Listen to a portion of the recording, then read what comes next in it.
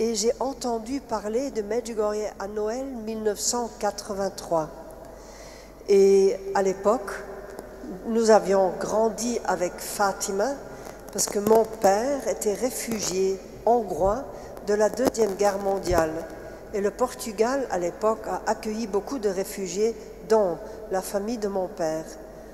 Et du coup, il nous a toujours dit « J'ai trouvé ma paix à Fatima ». Et il a dit « Le monde peut tout vous enlever, mais si vous avez la paix, vous n'êtes pas les perdants, vous ne perdez pas tout ». Et du coup, toute notre vie, nous sommes allés à Fatima. Et c'était toujours un moment très spécial. Et on rentrait à la maison avec le cœur un peu différent. Et du coup, quand j'ai vu un petit article qui disait que des enfants en Yougoslavie voyaient la Vierge Marie, je me suis dit, bon, on n'a pas besoin, on a Fatima. On a Fatima, on a l'église, on a tout ce qu'il faut. Eh bien, ça n'a pas duré. Et le petit coin de mon cœur qui était de Fatima, qui était mon excuse pour ne pas aller à Medjugorje, commençait à faire du bruit. Et il y avait comme une, je ne sais pas comment dire, c'était comme une espèce de petite voix qui disait « Je suis à Medjugorje et je t'attends, tu dois y aller ». Et il y avait une autorité dedans. Et comme c'était le petit coin de Fatima, je ne pouvais pas prétendre de ne pas sentir ça. Et du coup, je me rappelle, on avait encore une grande fête à Munich et nous étions plein de jeunes assis à une table au mois de mai. Et on se disait, si cette chose est vraie, notre vie ne sera plus jamais la même, parce qu'on sentait quelque chose de comme ça dans l'air tout d'un coup. Il y avait une espèce d'excitation que si ça c'est vrai, alors wow, ça va changer tout. Et un mois plus tard, 2 bus pleins de nous tous étaient en route pour cette Yougoslavie. Et je me rappelle que j'avais jamais été dans un pays communiste parce que notre famille n'est pas aimée du tout des communistes. Ils nous appellent des fascistes et ils nous veulent pas. Et du coup, on n'avait pas le droit d'y aller pour ne pas être une cible de quelque chose. Mais quand nous avons passé la frontière vers la Yougoslavie, j'ai eu peur dans mon bus parce que j'ai vu la différence entre l'Autriche et la Bavière. Tout d'un coup, il y avait cette espèce de tristesse dans l'air. Et je me dis, oh, où est-ce qu'on est en train d'aller? J'ai eu vraiment comme une angoisse. Et j'ai compris qu'on allait vraiment vers une terre inconnue. Et après, nous sommes arrivés dans le lieu qui était minuscule. À l'époque, minuscule, il n'y avait rien. Mais avec le bus, on pouvait aller jusqu'à l'église. Et nous avons donc garé le bus au mur de l'église. Il y avait beaucoup d'arbres autour de l'église à l'époque. Et quand nous sommes sortis du bus, la chose qui nous a accueillis, c'était un silence total. Il y avait une foule de gens en silence total, à genoux, autour de l'église. Et un oncle, à moi et moi-même, nous sommes rentrés dans l'église. Et il y avait une densité de prière, une densité de présence qui nous a mis à genoux, tous les deux. Et on était là et on sentait cette espèce d'immense présence qui nous donnait comme une bienvenue. Et on était là, on disait, voilà, nous sommes là, nous sommes là, nous sommes arrivés. Et je voyais des enfants qui sortaient d'une petite pièce, des jeunes enfants, et qui se mettaient à genoux derrière l'autel, qui priaient quelque chose dans une langue que j'avais jamais entendue, se levaient et sortaient de l'autre côté de l'autel.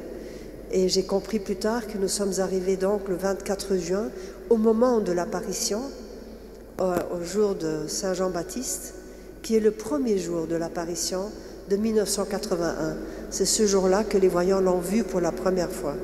Et nous sommes arrivés à ce moment-là, et cette intensité de prière est toujours aujourd'hui ce qui fait Medjugorje pour moi. C'est vraiment un lieu où on a la possibilité d'apprendre à prier naturellement. Et les 3 premiers jours étaient les 3 jours de pèlerinage que nous avions été très pèlerinage, parce que nous avons dormi dans 2 tentes. Une tente pour les hommes, une tente pour les femmes. Et c'était une tente, 2 tentes qui étaient près de l'église, dans une petite forêt qui existe toujours aujourd'hui. Elle est entre l'école primaire et l'église. Et à l'époque, c'était encore un peu plus, disons, sauvage, c'était pas aussi organisé qu'aujourd'hui. Et les tentes étaient des tentes de l'ordre de Malte. Et du coup, ils avaient une croix qui était dessinée à l'extérieur, et ça a duré une nuit. Et la police était là. Et la police nous a virés, ils ont cassé la croix, ils ont scellé les tentes et ils ont dit c'est défendu, vous ne pouvez pas être dans ces tentes.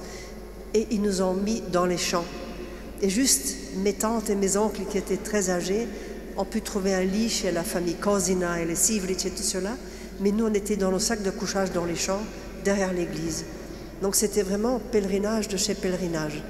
Et il n'y avait rien, il n'y avait pas de salle de bain, il y avait tout se passé dans les vignes. Et il y avait un peu d'eau en dehors de la paroisse. Et nous étions tous là en train de nous laver les dents dans la petite fontaine à côté de la maison paroissiale. Il n'y avait pas de café, il n'y avait pas de restaurant, il y avait pique-nique dans les tentes fermées, dans la petite forêt. Et ce qui était beau, c'est qu'il n'y avait rien à faire. Et dans cet espace de rien à faire, on prenait le temps d'aller doucement sur la colline des apparitions et très doucement dans la chaleur sur la colline de la Croix. Mais le fait d'avoir du temps a permis au Seigneur de rentrer dans nos vies d'une façon vraiment surprenante. Et on n'était pas occupé à faire des trucs ou à voir beaucoup de monde, on n'était rien à faire. Et ça, c'était la clé pour nous, la densité de prière et rien à faire. Le temps de passer du temps dans la présence de Dieu. Et du coup, pour moi, j'ai eu mon moment de vraiment... La vie a changé pour toujours. C'était déjà lié à la croix.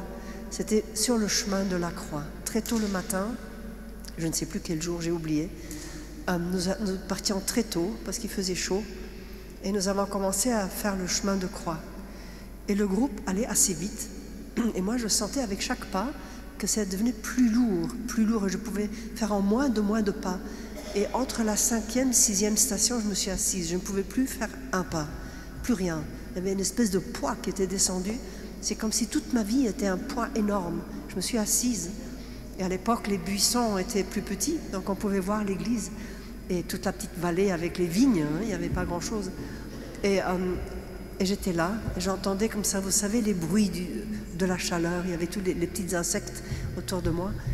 Et tout d'un coup, il y a un silence total qui m'a entourée. Et quelqu'un qui était comme derrière moi, qui m'entourait de quelque chose, d'une présence, et qui me regardait. Et je sentais un regard. C'était le regard le plus doux, le plus fort et le plus beau que j'ai senti de ma vie. Et c'était un regard qui me connaissait entièrement. Je me sentais complètement bien, acceptée. Il n'y avait pas de jugement, pas de moquerie, pas d'opinion. C'était quelqu'un qui me connaissait complètement et qui me montrait ma vie, comme sur un tapis rouge. Je voyais des situations devant moi qui n'étaient pas très belles, mais je les voyais dans cette espèce de paix de ce regard. Un regard de vérité totale. Et elle me posait, je dis elle parce qu'aujourd'hui j'ai compris un peu que c'était elle, et elle m'a montré tout simplement des situations en me posant des questions. La première question était, si Medjugorje est vrai, comment as-tu pu dire que tu es chrétienne? Et j'avais toujours pensé que j'étais bien catholique parce que j'étais plus catholique que mes amis. En Bavière, beaucoup de catholiques n'allaient pas à l'église et nous on y allait. Il y avait des choses que je ne faisais pas, j'avais comme ça comme un code, comment il fallait se comporter. Tu es bonne si tu fais ça, tu n'es pas bonne si tu fais ça. Et j'avais pensé que j'étais un peu mieux que quelques-uns, un petit peu. C'était rentré dedans en moi. Je n'étais pas consciente.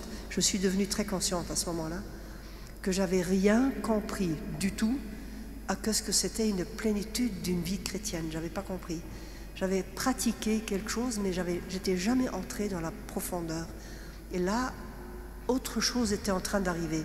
La deuxième question était, qui est ce Dieu en lequel tu dis de croire? Et le fait qu'elle me dise, tu dis de croire, a mis comme en question ma foi. Et je disais toujours que je croyais. À l'époque, il fallait déjà défendre le Saint-Père aussi, c'est pas nouveau. Hein. Ça, toutes les critiques étaient là.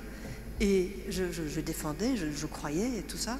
Mais en ce moment-là, il y avait la conscience que j'avais jamais posé la question, qui est ce Dieu? Qui est-il?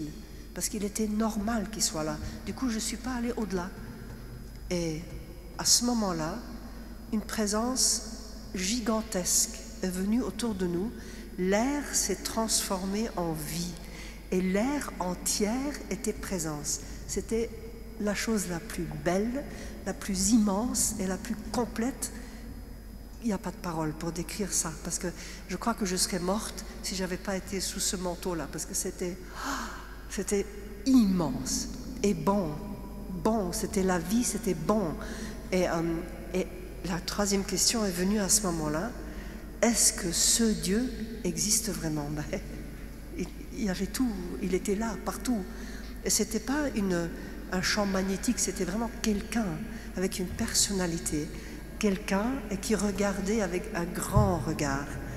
Et je sentais ce regard, pas pesé, mais quand même là, qui voulait quelque chose de moi. Et c'était quelque chose que j'avais volé. Et c'était moi-même. J'avais pris ma propre vie et moi-même entre mes mains et j'avais choisi mes critères. Ce n'étaient pas les siens. C'était les critères du monde, c'était l'aristocratie, c'était les carrières, les succès, les machins, les trucs. J'avais plein de petits idoles et de machins que je suivais à l'époque. Je suis de la génération des hippies, un petit peu comme ça, des années 60, 70. Je suis née en 58.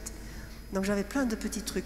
En ce moment-là, tout ce que je trouvais admirable et tout ça, ciao Roland, ce sont absolument, c'était de la poudre. Il n'y avait plus rien qui restait. Et il y avait Dieu. Dieu en entier qui voulait que je lui rende moi-même, que je devienne sienne et qu'il était mon Dieu, mon Père, et lui avait un plan pour moi, et lui était celui qui savait ce que c'était ma vie, et il m'a vraiment donné d'être moi-même. Et à ce moment-là, ce dialogue est arrivé, je ne sais pas comment, il s'est passé, j'ai dit oui évidemment parce qu'il n'y avait rien à dire, c'était tout simplement comme ça. Et tellement génial, qui est-ce qui aurait dit non? Et du coup, je vois l'église sans toit et une vie qui descendait, qui sortait, qui descendait du ciel, qui rentrait dans l'église. Et j'entends un petit souffle comme ça, comme une espèce de petit siffle. Et tout qui était autour de moi rentre dans le bâtiment de l'église et disparaît. J'étais assise sur mon rocher, l'église était normale, les insectes étaient là, et moi j'étais complètement, totalement autre chose, parce que tout ce que je ne savais plus mon nom, ni d'où je venais, ni où j'allais, ni quoi que ce soit, parce que mes pieds, mes mains, plus rien n'avait le même sentiment. J'étais assise, je ne pouvais pas bouger du tout. Et j'attendais, je faisais rien, mais j'étais zappée, comme on dirait, oui. Et je vois un petit monsieur, un prêtre, j'ai vu son col romain, il était à quatre pattes, il montait parce que c'était plus rigide, la montagne autrefois, c'est comme une autoroute aujourd'hui. Beaucoup de pèlerins sont montés, ont pleuré, ont limé les pierres. À l'époque, c'était plus difficile. Et je me lève, et comme vous voyez, je suis grande et large, c'était un monsieur mince et petit comme ça, et je lui dis en anglais, « Father, est-ce que vous pouvez m'aider à monter sur la colline parce que je ne sais pas faire ?» Et il me regarde comme ça, et il me dit, « Follow me, suis-moi. » Et moi, je ne comprends jamais rien, je comprends après. Hein. Et j'ai vécu, à mes 25 ans, j'étais autonome, je parlais les langues, je travaillais, j'avais fait beaucoup de tours du monde. Et j'étais entièrement dépendante de chaque pas de ce prêtre que je ne connaissais pas. Et je n'ai pas fait le chemin de croix, j'étais incapable de penser, je voyais juste ses pieds. Mais j'avais besoin de chaque pied pour mettre mon pied. Et c'était une expérience extraordinaire, c'était beau, parce que j'étais rassurée, en sécurité. Et quand Jésus dit « Je suis le chemin, and the way, the life, and the truth », je suis le chemin, la vérité. Enfin, il a un ordre différent, mais ça, voilà. C'est vrai. Et nous avons besoin de chaque pas de Jésus pour comprendre le chemin. Nous ne le connaissons pas. C'est un chemin qui va vers l'éternité. Et à ce moment-là, j'ai vécu sans rien comprendre. Et quand nous sommes arrivés en haut, sous la grande croix, je ne savais pas quoi faire. Et à Medjugorje, il faut aller confesser. Donc j'ai demandé au Père, est-ce que je peux, s'il vous plaît, me confesser? Parce que je ne savais pas quoi faire avec moi-même. Et alors, j'ai fait comme j'avais été confessée plein de fois, avec une liste de péchés, et j'avais recommis tous les péchés la semaine d'après. Donc c'était toujours un peu frustrant, comme ça. Ça n'allait nulle part. Ça n'avançait pas, disons. Et à ce moment-là, 25 ans de ma vie sortaient, comme... mais vraiment, ça sortait. Et pas que des péchés, mais c'était la recherche de ceux qui venaient d'arriver. Et s'il était venu plus tôt, mon Dieu, que ce que ça aurait été différent 10 ans auparavant, 15 ans auparavant. Pourquoi maintenant? J'étais si vieille à 25 ans, je me sentais vieille, fatiguée. J'ai dit, pourquoi il est venu si tard? Je savais qu'il existait, j'avais cherché dans tous les trous de l'humanité. Je suis allée là où je n'avais pas le droit d'aller, pour dire rien, parce que je cherchais, je savais qu'il y avait plus à la vie. mais je ne trouvais pas. Et je crois vraiment que nous tous, nous avons cette nostalgie, ce savoir qu'il y a plus, qu'il y a Dieu, même si on ne peut pas l'atteindre par nous-mêmes. Mais c'est lui qui décide quand. Et j'ai tout simplement, j'avais plus pleuré depuis longtemps quand je suis allée à Medjugorje. J'étais devenue un peu dure, un peu cynique. Quand on me parlait d'amour, j'ai dit, yeah, l'amour, vous aimez les hamburgers, puis après vous aimez moi, yeah, prove it. Il n'y avait jamais de preuve. C'était toujours un peu comme ça. Oui, oui, si pas toi, ce sera quelqu'un d'autre. Donc c'était pas intéressant. La parole amour était une parole qui n'était pas très convaincante. À ce moment-là, je commençais, chaque cellule avait de l'eau à donner. Et c'était pas tristesse, c'était incroyablement soulageant de pouvoir lâcher tout ça, tous les désespoirs, tous les angoisses, les peurs. Je buvais trop parce que j'avais peur. Je buvais. Quand il fallait rentrer dans les grandes fêtes et des choses, moi j'étais déjà un petit peu pompette parce que j'étais timide. Et je trouvais difficile d'avoir rien à dire. Et là, tout d'un coup, tout ça s'était venu. Et je voyais que tout venait parce qu'il y avait ce désir de la paix, de l'amour qui était venu me visiter. Voilà. Et c'était ça le moment. Et le père, il me consolait comme ça, parce que je savais pas vraiment, quand tout pleure, qu'est-ce qu'on peut faire? On ne peut pas raisonner. Alors il me dit comme ça, give your life, donne ta vie à Dieu. Et après il est parti. Et mon groupe avait déjà disparu anyway. Et j'étais seule là-haut et je suis descendue de cette colline. Je savais quand on peut respirer de nouveau, que la vie est possible, parce qu'il y a l'espérance. La première fois de la vie, j'ai senti ça. Avant, le moment le plus détendu que j'avais dans la journée, c'était les minutes avant de m'endormir. Parce que la pression de la journée était passée et la nouvelle angoisse n'était pas encore là. Donc je me sentais bien à ce moment-là. Et là, il y avait la paix. Et là, il y avait la joie. Et il y avait... c'était formidable comme sensation, comme les poumons ouverts, pleins d'air frais. Et je suis redescendue à l'église et c'était plein d'Italiens. Et j'aime beaucoup les Italiens parce que j'ai une grand-mère italienne, donc j'aime. À ce moment-là, il y avait une densité et une dame m'a attrapée par le coude et qui me disait « Guarda il sole, regarde le soleil ». Je me suis dit « Oui, laisse-moi tranquille ». J'étais énervée, j'ai un mauvais caractère, j'étais agacée et tout de suite humiliée parce que j'ai regardé le soleil et je pouvais regarder dedans et le soleil dansait et faisait des couleurs et commençait à venir vers nous et à repartir. Et ça m'a fait comme ça drôle de pouvoir regarder dans le soleil, de voir ça. Et j'ai senti dans mon cœur, n'oublie pas ce que tu as vécu sur la colline. Garde-le, mets un sceau sur ton cœur, ne le perds pas. Et après, le lendemain matin, après notre nuit dans les vignes, nous avons regardé la colline de la Croix et notre guide de groupe nous dit « Venez vite voir !» Et la croix sur la colline était devenue blanche, mais blanche, comme étincelant de blanc, un blanc qui n'était pas normal, quoi. On était comme ça et on voyait la croix changer en obélisque et redevenir croix, comme si elle tournait. Et sous la croix, il y avait une boule en or et la sensation était pour nous tous que la croix glorieuse de Jésus transformait le monde en trésor. Il y avait un précieux incroyable dans ça.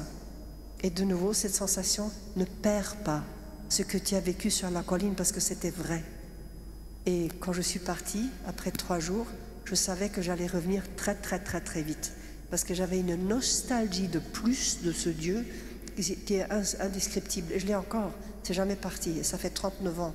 Et ça n'a jamais arrêté. Il y a des moments de désert, évidemment. Mais le désir de lui, ça c'est très profond. Et ce qui était beau, c'est que j'avais été préparée au désert qui m'attendait. Parce que quand je suis rentrée à la maison, personne n'avait vécu ce que nous avions vécu. Et maman, dans la voiture, ils sont venus nous chercher à Munich, ma mère est venue, et elle me dit, Milo, alors c'est quoi? Was ist Medjugorje? Qu'est-ce qu'il y a là-bas? Alors c'est quoi? Je dis, mamie, à Medjugorje, il n'y a rien. Mais dans ce rien, il y a tout. Moi, j'étais pleine d'une expérience comme ça. Qu'est-ce qu'on peut dire? Quoi dire? C'est l'indicible, c'est le vécu. Toute parole est pauvre. Et du coup, on est rentré à la maison. Tous les frères et sœurs, je suis l'aîné de 7, donc il y avait une foule qui attendait dans la cuisine pour voir ma tête. Parce qu'ils m'avaient envoyé pour voir si c'était vrai ou pas. Et il me voit, je mets la tête dans la porte de la cuisine, mon père et les enfants, mes frères et sœurs étaient là, et je vois qu'il commence à rire quand il me voit.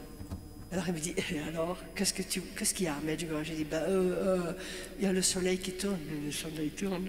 Et j'ai dit oui, puis la croix, elle fait des choses et la croix tourne aussi. Alors ils ont commencé à se moquer de moi, à rigoler. Moi je me suis dit, bon, mes petites perles, je ne vais plus les donner. Et je me suis tue et j'ai commencé à faire ce qu'elle nous disait de faire à l'époque. Elle avait commencé à donner les messages une fois par semaine, la Vierge Marie. Et j'ai commencé à faire, à aller à la messe tous les jours, à lire la Bible, à prier le chapelet seul, dans une église vide, à Munich. Donc il fallait aller dans ce chemin de désert, tout seul. Et j'ai fait.